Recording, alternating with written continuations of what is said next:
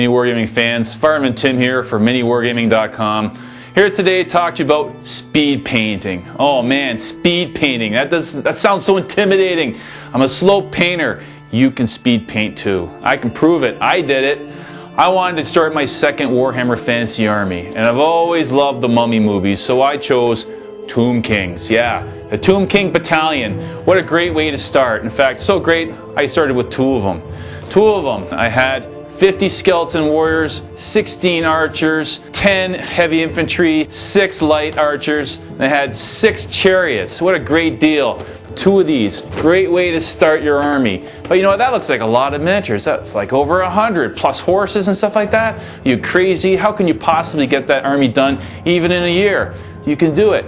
Speed painting. And how you do it? Use the great Games Workshop washes that have come out. They're awesome. I'll show you the exact colors I used. My Tomb Kings army was mostly painted with just 5 colors.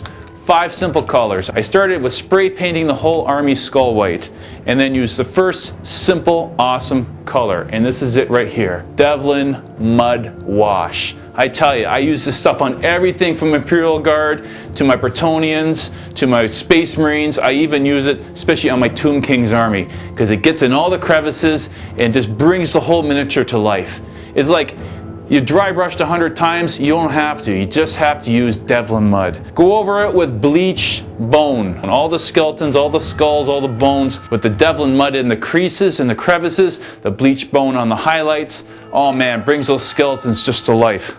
How can skeletons come back to life? They're dead, but I tell you, they look good. And it's better to look good than to feel good. So they're a Bronze Age army, which means they're like the old Egyptian army, right? So they're using bronze weapons. So you gotta have dwarf bronze. Put that on the weapons. Now the kings and stuff like that, and the leech priests and the champions, they probably can have a little bit better weapon. You're gonna need some shining gold. Throw that on some of your weapons, some of your banners and stuff like that, make it look even better. Now I love Hawk Turquoise. What an awesome color Hawk Turquoise is. And I threw that on the shields. I threw it on some of the ornamental stuff hanging off the skeletons. You can see over here in this picture, you can see how the army turned out. I think it turned out looking great.